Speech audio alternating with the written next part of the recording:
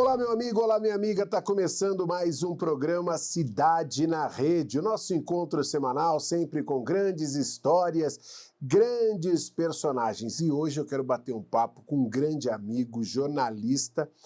Olha, quase 50 anos de Brasil, mas ele é chileno, é o correspondente da Rádio Cooperativa e também de muitas agências chilenas no Brasil, mas posso dizer que é brasileiríssimo. Estou falando do meu amigo Patrício de la Barra. Como é que está, meu amigo Patrício?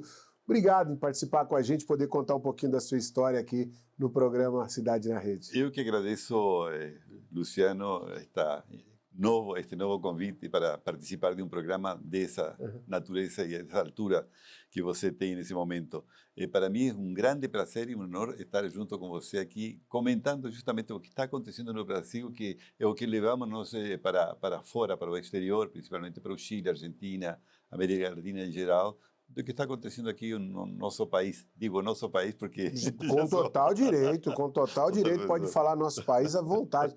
Aliás, a sua história é muito legal, eu queria que você contasse também para o nosso telespectador da LMC em todo o Brasil, porque você veio para o Brasil para fazer 6 meses de correspondente internacional. E isso aí já tem quase 50 anos. Exatamente. Foi na época em que nós vivemos uma ditadura muito forte, muito séria no Chile. Eu vim pela agência Orbe na época e um diário de circulação latino-americana por 6 meses para ficar aqui no Brasil. Não deram certo os dois projetos e eu permaneci aqui no Brasil trabalhando em outras coisas, tinha a documentação necessária para poder fazê-lo. Y después fui correspondiente de la tercera de la hora durante 15 años, después Última Noticia, que era del diario El Mercurio, durante 8 años, y en ese interín también hacíamos Radio Portales, Radio Chilena, y actualmente na Radio Cooperativa do Chile, que ainda é a primeira do Chile.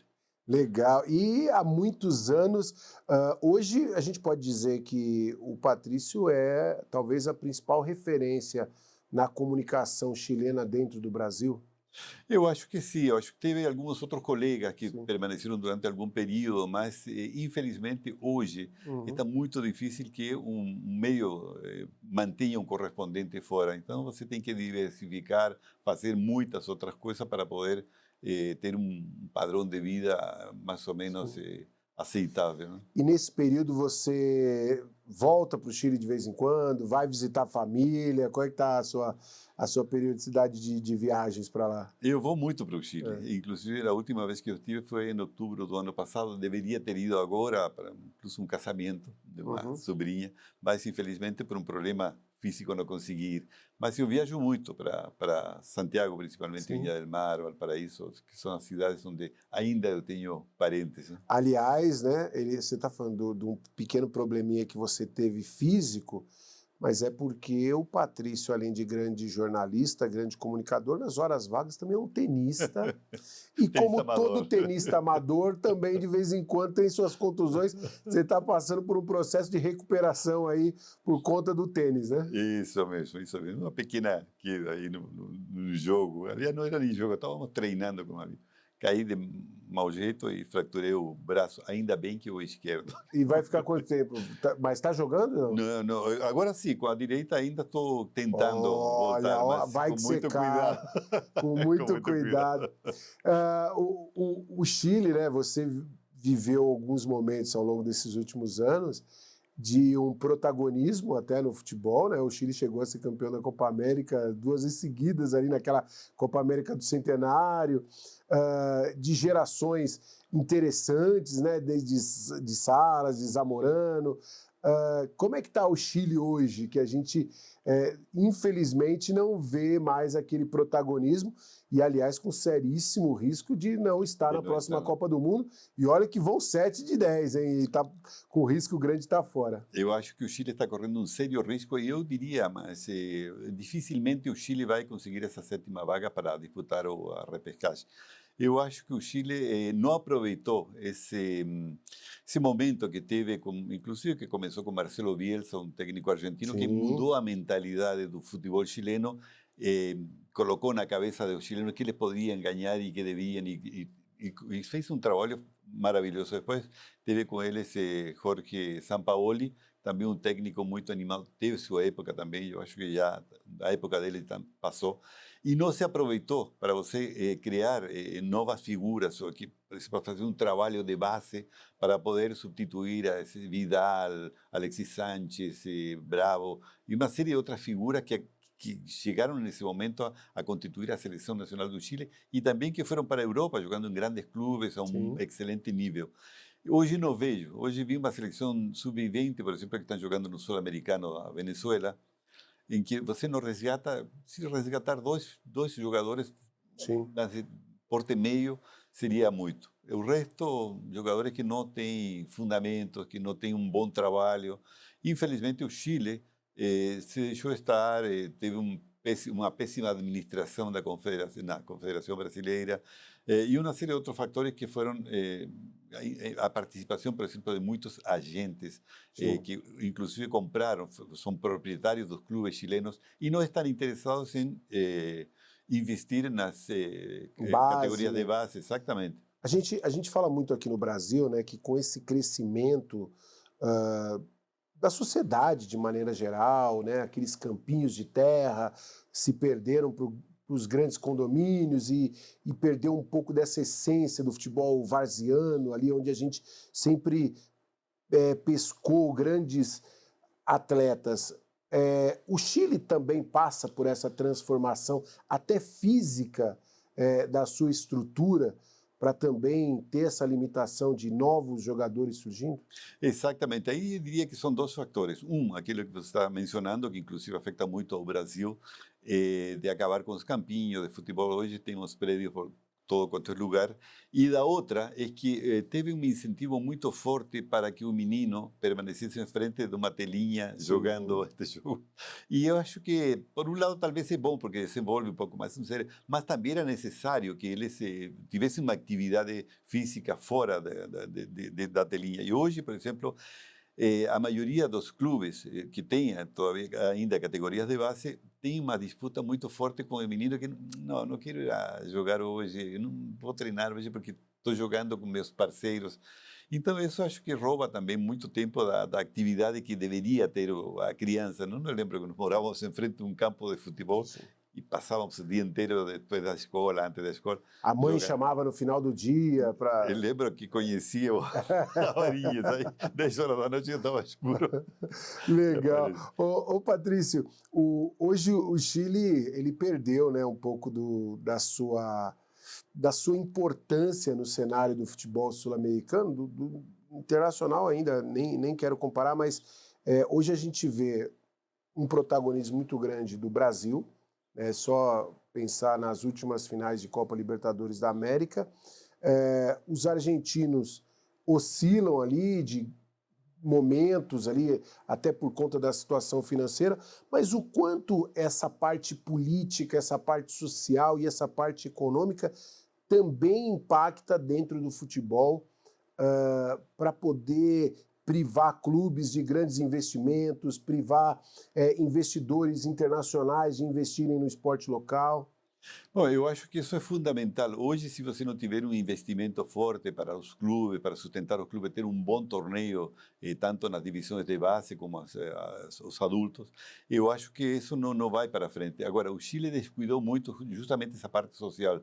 Eu acho, por exemplo, que durante um longo período, depois da restituição da democracia no Chile, teve um trabalho importantíssimo para desenvolver o esporte a nível de bairros. Tinha vários bairros que eram sustentados pelos municípios para ter quadras de futebol, quadras de tênis, inclusive também, Sim, e fazer uma promoção do esporte. E teve participação de vários ex-jogadores, por exemplo, Carlos Caselli, Iván Zamorano, sim. Salas, inclusive até proprietário de um clube no sul do país. Mas isso todo é muito pouco para aquilo, para você extrair o melhor que tem o jovem, que é justamente sua habilidade, sua disposição física para poder integrar um time.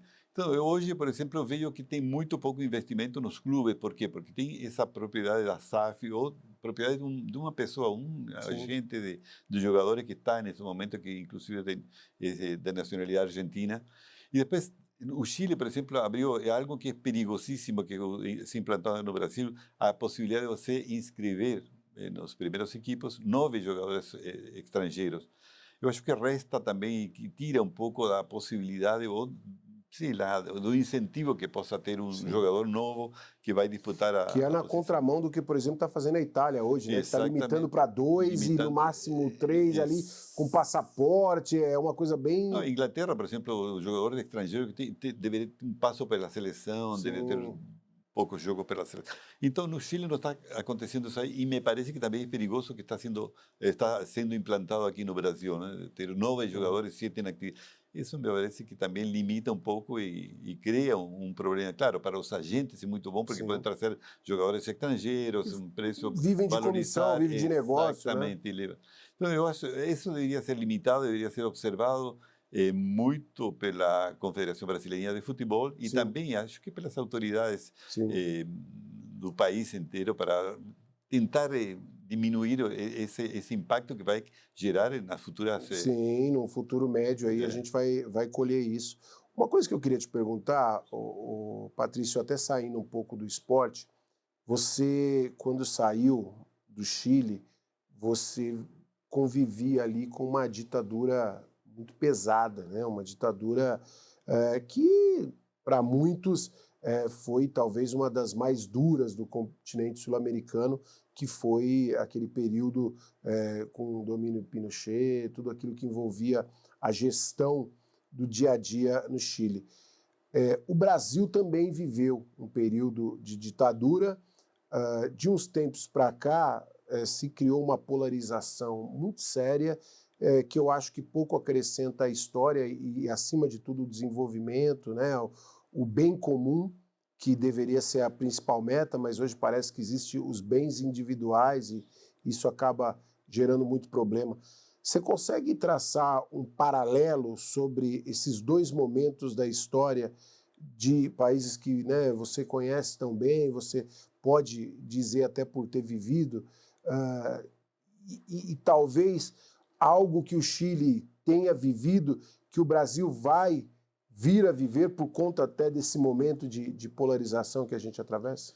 Olha, eu levaria isto um pouquinho mais atrás na história. Eu lembro em 1959, quando triunfou a Revolução Cubana, e Sim, todos nos influenciamos. Eu era menino na época, mas estava influenciado por isso, porque achávamos alguma coisa romântica, simpática, destruir uma ditadura de Fulgêncio Batista e implantar uma outra. Mas o que aconteceu nesse período? Houve uma polarização. Na época vivíamos, inclusive, a Guerra Fria, Estados Unidos de um lado e a União Soviética de outro, disputando o território.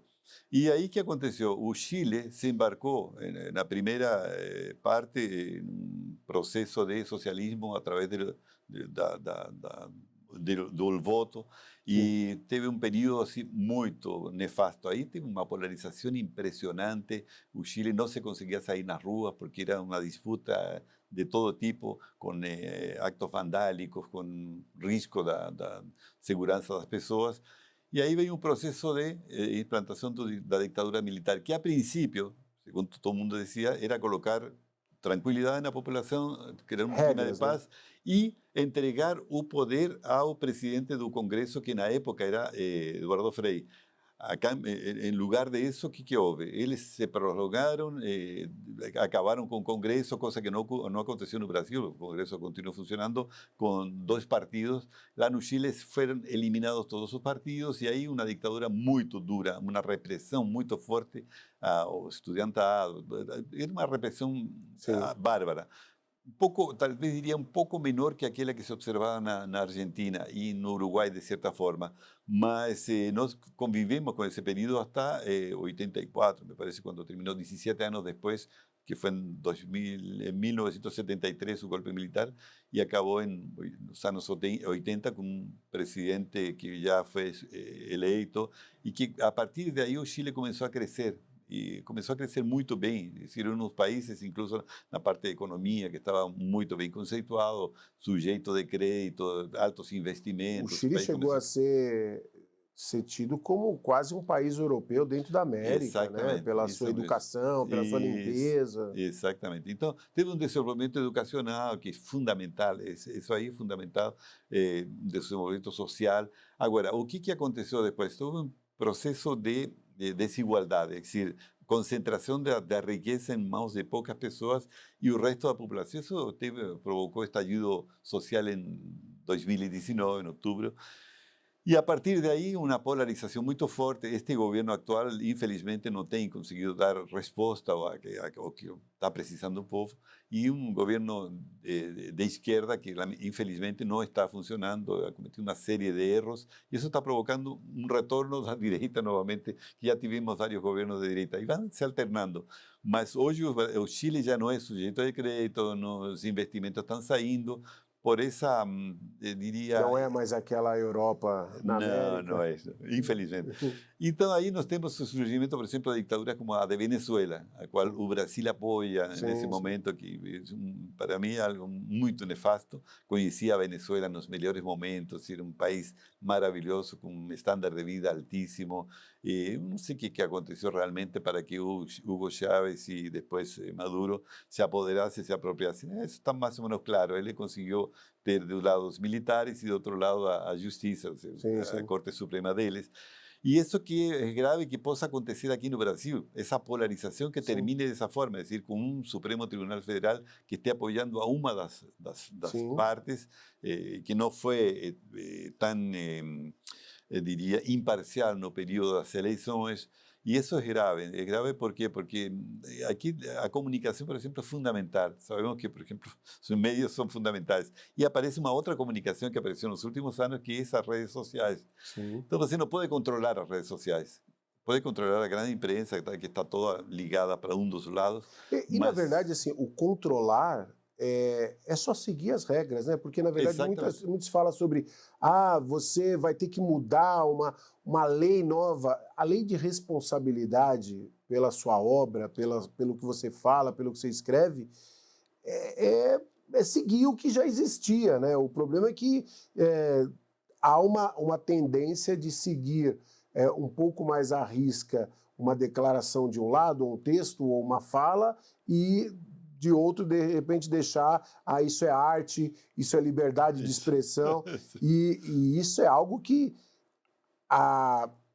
não vou nem falar mais a médio prazo, a curto prazo o preço é muito alto para o nosso país, né? Exatamente, exatamente. Eu acho fundamental, por exemplo, que se criem alguns parâmetros na comunicação, que é fundamental, como te falava, que se evite a censura nos meios de comunicação, mas que seja controlado. Justamente como tem um controle, por exemplo, na economia. Na economia você diz, bom, eu não posso gastar mais daquilo que eu arrecado, que é o teto fiscal, que está sendo, nesse momento, passado a levar. A Constituição está clara. 1998 teve uma Sim. Constituição nova, talvez precise, nesse momento, de ser reformulada devido ao cambio dos tempos. Mas tem uma Constituição, tem leis que são claras e têm que ser respeitadas. Justamente, tem uma parte judicial, poder judicial, que é aquele que tem que estar aí para que as leis sejam respeitadas, né? Essa é a parte que hoje nos dá muita tristeza, né? Porque, principalmente conversando com as pessoas nas ruas, antigamente a gente tinha, quando havia um problema, você fala assim, não, isso tem que ir para a justiça. E a justiça, a palavra justiça, carregada de muitos significados, ela vem com aquela excelência da solução. E isso não é o que as pessoas entendem hoje, não é o que as pessoas acreditam. É impressionante como as pessoas questionam as determinações e as resoluções aí de juízes, de catedráticos, inclusive juízes do Superior Tribunal de Justiça, né, do Superior Tribunal Federal, que nitidamente com ações voltadas a um lado ou um raciocínio, empobrece o debate e talvez até quem está sendo favorecido não está se dando conta que esse empobrecimento da credibilidade é quase que um estopim aí para mais problemas. Isso não vai trazer solução, né? Exatamente, concordo plenamente. E foi o que aconteceu no Chile historicamente, que aconteceu na Venezuela, que aconteceu na Nicarágua, por exemplo, temos ditaduras terríveis. Ainda permanece aquela ditadura em Cuba, que já teria que ter terminado, quer dizer, a transferência do poder que está demorando. E aqui, por exemplo, tem três poderes e são muito claros. Tem poder executivo que tem suas funções, suas realizações. Tem o poder legislativo que é o encarregado de legislar, de criar novas leis, de modificar leis, destas PLs e uma série de outras coisas mais. E tem o poder judicial, que é justamente como você bem indicava, que é aquele que tem que dirimir na parte judicial e não se envolver em política. Então, Ele não teria que ter um lado, né?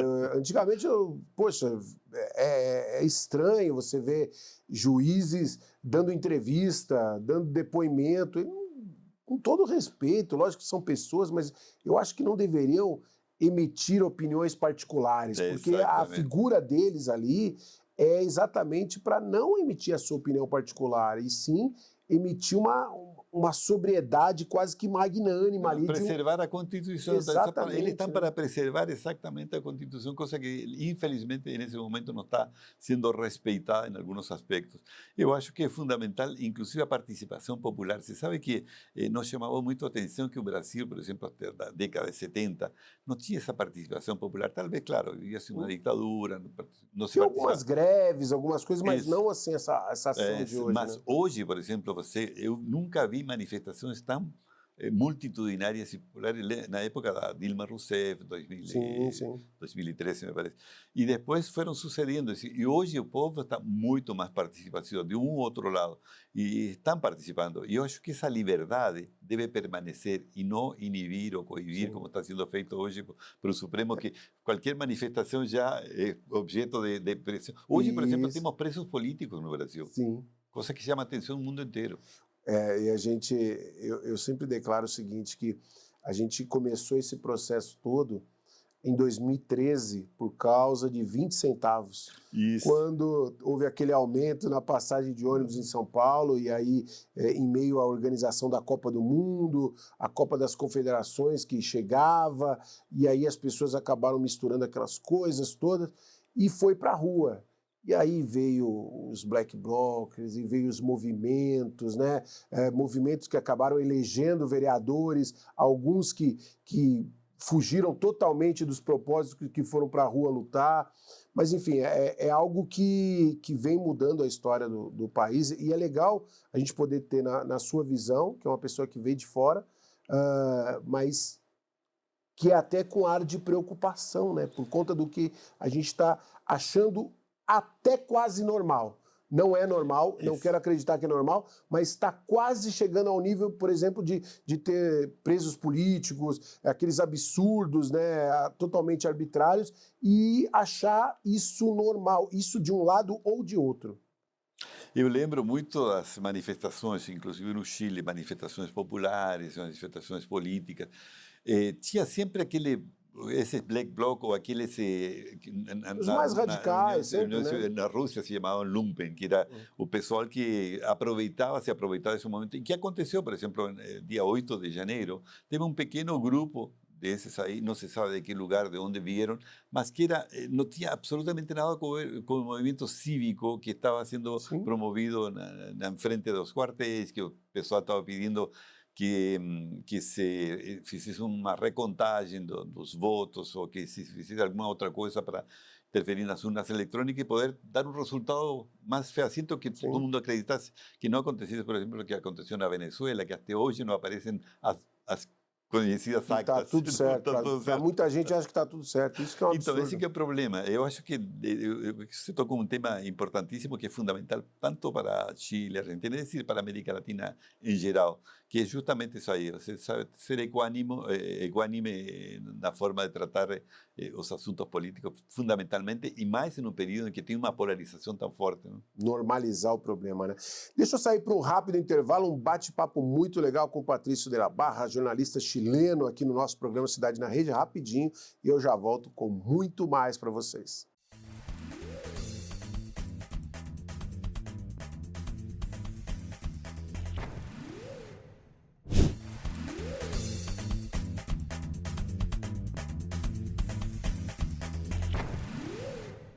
Legal, voltando ao programa Cidade na Rede, hoje especial com o jornalista Patrício de la Barra, falando um pouquinho, né, dessa visão de um profissional que já está há muitos anos no Brasil, mas também jamais perdeu suas origens, está sempre ali bebendo da melhor fonte chilena. Aliás, de uma fonte que você bebe boa água, mas também bons vinhos, hein? Vinhos, é verdade. Isso aí o Chile não perdeu jamais. Aliás, o Brasil que está aprendendo muito, aliás, o Brasil está evoluindo muito na Muito. produção de Olha, vinhos, né? não só na produção de vinhos, frutas, por exemplo, que há muitos anos atrás a gente não via frutas, maçãs, por exemplo, de excelente qualidade, uvas de excelente qualidade, vinhos muito bons, aqueles espumantes, uma série de outras coisas mais, que hoje estão sendo produzidos no Brasil em excelente qualidade, né? Ô Patrício, você convivendo bastante, né, com as pessoas, principalmente na América do Sul, tendo aquela relação, hoje, lógico que há investidores, assim como há pessoas muito pobres, mas também há pessoas muito ricas em toda a América do Sul. Há uma temeridade no investimento no Brasil, por parte de empresários internacionais, por conta desse momento aí de insegurança jurídica, insegurança administrativa que a gente tem mostrado internamente? Olha, eu acho que o Brasil é um país privilegiado. Você tocou um ponto muito importante. O Brasil tem uma classe empresarial muito forte que, independentemente daquilo que o governo faça ou deixe de fazer, ou o Supremo Tribunal faça ou deixe de fazer, é primeiro sujeito de crédito. Você tem uma bolsa de valores nesse momento que é uma das mais importantes da América Latina e talvez do mundo. E, aliado a isso, sempre tem um desenvolvimento tecnológico. O Brasil é um grande exportador, por exemplo, exporta matérias-primas, produtos industrializados, automóveis. Um dos maiores importadores de automóveis brasileiros é a Argentina, aqui do lado. E uma série de outras coisas mais que o Brasil exporta assim em quantidades. Então tem um processo aqui, o agro, por exemplo, o maior produtor de proteína animal do mundo está aqui no Brasil, são os maiores exportadores. Então tudo isso aí eu acho que dá uma certa confiança, uma certa segurança. Agora, tem outro problema, o problema da insegurança administrativa, política e também judicial, né? E isso eu acho que em determinado momento faz com que o empresário, grandes empresários, pensem um pouquinho mais e retirem seu dinheiro aqui, coloquem em risco o que pode acontecer no Brasil a curto prazo. Então, eu acho que o Brasil tem essa vantagem. Tem do outro lado também uma quantidade de pobres impressionante, mas, de certa forma, o Brasil consegue conciliar isso aí. É dizer, o brasileiro não morre de fome. Isso está claríssimo, que em outros lugares, por exemplo, onde você tem temperaturas no inverno que são impressionantes e, de repente, você tem calores muito altos, mas aí é difícil você conviver. Aqui no Brasil você tem um clima privilegiado. Agora, o último, claro, temos uma série de problemas climáticos, Estamos de colhendo, sequia, claro, estamos colhendo o que muita gente plantou aí, da Exatamente. falta de respeito com a Com a natureza, né? natureza, exatamente. Mas tem essa vantagem que o Brasil tem um território riquíssimo, são 8 milhões e meio de quilômetros quadrados, são 27 estados. Então, eu acho que o Brasil, nesse aspecto, é um privilégio e, inclusive, mais, é muito bem visto pelos turistas estrangeiros. Sim. Deveria, inclusive, ser explorado de forma maior. Por exemplo, na Europa, você vai 20 milhões de turistas para a Espanha, 30 milhões para a Itália. Aqui deveríamos ter pelo menos 30, 40 milhões de turistas permanentemente. Eu bato muito nessa tecla, porque eu acho um absurdo que, com todo respeito, que os franceses não me interpretem mal, mas eu acho um absurdo que o Brasil inteiro receba um quarto dos turistas que uma torre recebe. Porque, assim, com todo respeito, eu conheço Paris, acho maravilhoso, o Louvre, tanta história, mas o grande diferencial é a torre. E é só uma torre. E o Brasil tem uma natureza, uma produção, um Pantanal, uma Amazônia, e não só praias, inclusive, e, de repente, atrai um quarto do que a França, Paris arrecada.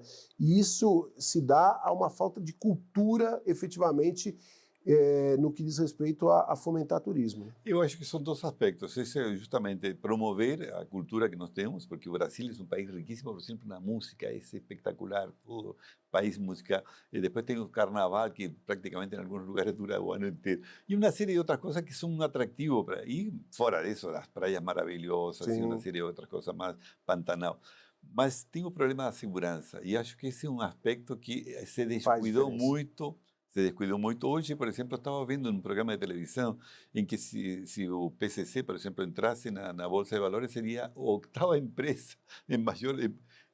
o PCC sei lá, uma organização criminosa que já se estendeu incluso por toda a América Latina. Aquilo que a gente via na Itália, né, e achava que era muito longe da gente e parece estar tão próximo, né?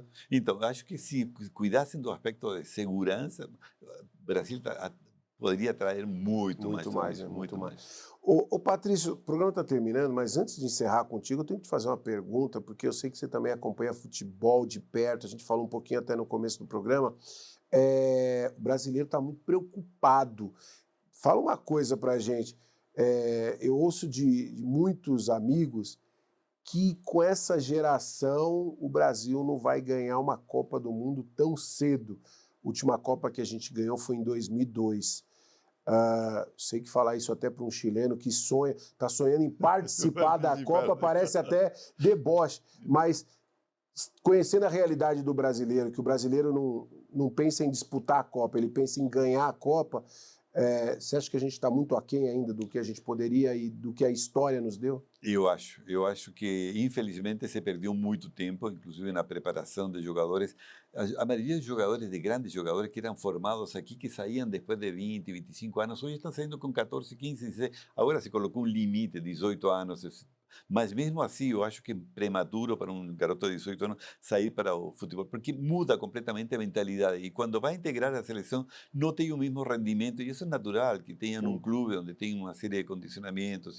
E chega aqui para servir a seleção, 3, 4 dias tem de treino e vai para o campo de jogo. Acho que a camisa ainda pesa, a camisa do Brasil é importante, e outra coisa que pesa também é que o Brasil não entra para competir, entra para vencer, entra para ser protagonista. E a exigência que tem o povo, justamente brasileiro, devido à história, devido a uma série de outras coisas, de ver grandes jogadores. Nunca mais, por exemplo, vamos ver cara da categoria de um Pelé, Pablo Roberto Falcão, Rivelino e uma série de outros jogadores que entravam e eram protagonistas. Hoje é difícil você contar com uma seleção. Hoje eu digo que a gente tem bons coadjuvantes pelo mundo afora. Exatamente. Né? Agora, você tinha uma grande expectativa em torno a Neymar, nós conversamos um pouco antes, mas infelizmente estamos vendo que o Neymar já está com dificuldades para se colocar ao mesmo ritmo que tem o clube, o Santos, e também do futebol brasileiro para servir uma seleção. Eu acho que vai ser bom para o Brasil daqui a 3, 4 meses, se é que ele consegue se convencer de que tem que fazer um trabalho específico, um trabalho que fez o Ronaldo Fenômeno. Para 2026 dá tempo, 2026. você acha que não? Eu acho que dá tempo, sim, desde que ele tenha essa vontade e o pessoal que circunda ele, que está junto com ele, tem essa mesma visão, esse mesmo foco. Eu acho que o Brasil ainda é um protagonista fundamental de qualquer tipo de torneio que participe. Tomara. E espero que melhore, porque é um país, Brasil, Argentina, são sempre protagonistas, entram para vencer França e tal. É desses países. Eu acho que colocou o Brasil, inclusive pela quantidade de jogadores que tem, que produz anualmente, um país também de forma privilegiada. Patrício, obrigado pela sua participação, sempre é bom demais bater um papo, conversar contigo, a gente enriquece sempre muito de conhecimento. Um abraço forte para todos os amigos chilenos aí, porta sempre aberta para você. Muito obrigado, Luciano, e te peço desculpa pelo portunhol, porque 90% do que eu escrevo e falo é em espanhol, e tem uma grande dificuldade. Muitos amigos me criticam ainda, cara, tem 40, 50 anos aqui no Brasil e ainda não aprendeu. É muito difícil para nós latinos poder falar bom português, mas te agradeço muito e espero que tenhamos uma próxima oportunidade para conversar de futebol e outras coisas. Maravilha. Patrício de la Barra, foi bem, né? Vocês entenderam? Deu vontade de ir para o Chile? É, meu amigo, vá para o Chile, vá desfrutar e conhecer não só o Brasil, mas toda a América do Sul. A gente agradece demais a participação do jornalista Patrício de la Barra, agradece demais a sua participação aí do outro lado, acompanhando o programa Cidade na Rede. Semana que vem eu volto com mais personagens, com mais convidados, com mais histórias. Valeu, galera. Valeu, Brasil.